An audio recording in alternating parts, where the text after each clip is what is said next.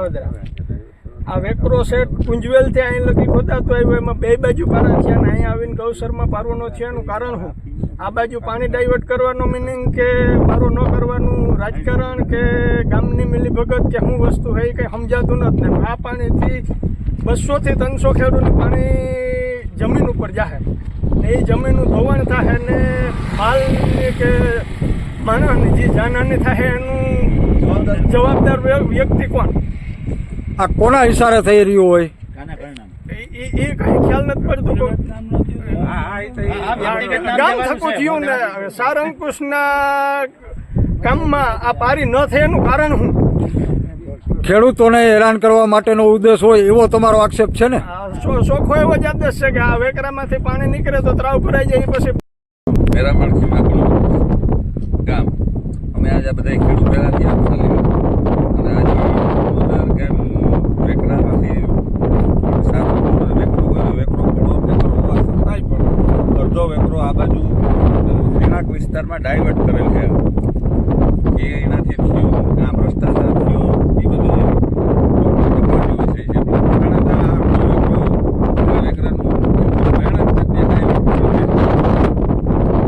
છે વેકરો છે એણીથી ત્રાવ ભરવાનું બાનું કરે અને વેકરો ડાયવર્ટ કર્યો પણ ખરેખર એ ત્રાવ એનાથી ખાલી થાય ભરા છે નહીં વેકરો જૂનો હતો ને યાદ છે કે વેકરો નવો કરવામાં આવ્યો જૂનો હતો એ તો કોરાણો હોય પણ નવું એક ફળોમાં ફાળે ત્રાવમાં ડાયવર્ટ કરી દેવો જૂનો નકશા મુજબ કરેલો છે જ નહીં પછી ગૌસર બાજુ જે પારો કરવામાં નહોતો આવ્યો એનું કારણ શું બધી બાજુ બધી પારા કરતા આવ્યા છે અને ગૌસર આવ્યું તો પાણીને ડાયવર્ટ કરવા માટે પારા નથી કર્યા પછી કંત્રાટીની જે કાંઈ હોય મિલીભગત ગામના રાજકારણની કહેવાતા જે કંઈ મિલીભગત હોય અથવા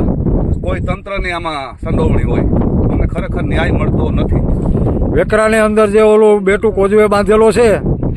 એ કોઈ મંજૂરીથી બાંધેલો છે કે પ્રાઇવેટ બાંધેલો છે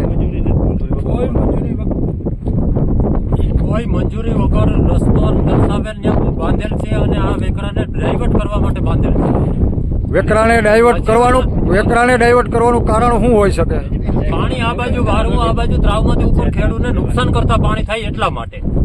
એ બાજુ જ્યાં સરકારી જમીન છે ત્યાં ખોદકામી થયું નહોત અને મજીવાણાથી કુણવદર સુધી વેકડામાં ક્યાંય પણ એક રસ્તો મૂકેલ નહીં તો આ રસ્તાનું બાનું દઈ અને પાણી ડાયવર્ટ કરવા માટે ઉપયોગ થયેલ છે સરપંચ અને તંત્ર દ્વારા ખોટી ગેરરીતિ વેકરો વારેલ છે આ નવો વેકરો બનાવ્યો એની કોઈ તાંત્રિક મંજૂરી લીધેલી છે કે એમને એમ ગાળી નાખવામાં આવ્યો એમને ગાળી નાખેલ છે અને આ ગૌસરને જમીનમાં ગાળી નાખેલ છે તો આ એટલો વેકરો ગાળવાની મંજૂરી કોની આપી એ સરપંચ દ્વારા આપેલ છે પંચાયતના લેટર ઉપર એમાં ઠરાવ કે કોઈ વસ્તુ લીધેલ નથી એમને લેટર ઉપર ગણાવેલ છે અને ઉપસરપંચે જે રજૂઆત કરેલ છે એમાં કોઈ ધ્યાન દોરેલ નથી એની અરજી દઈ અને આ ના પાડેલ કે આ પાણી આ રીતના વારવાનું થતું નથી આ તળાવમાં પાણી વારવું તો સામે બીજું તળાવ છે એમાંય વાર દો ને પંચાયતની બોડી લેટર પેડમાં હારે છે કે નથી પંચાયતની બોડી લેટર પેડમાં હારે નથી સરપંચ અને કાના કર્ણાના કહેવાથી આ વસ્તુ ચાલશે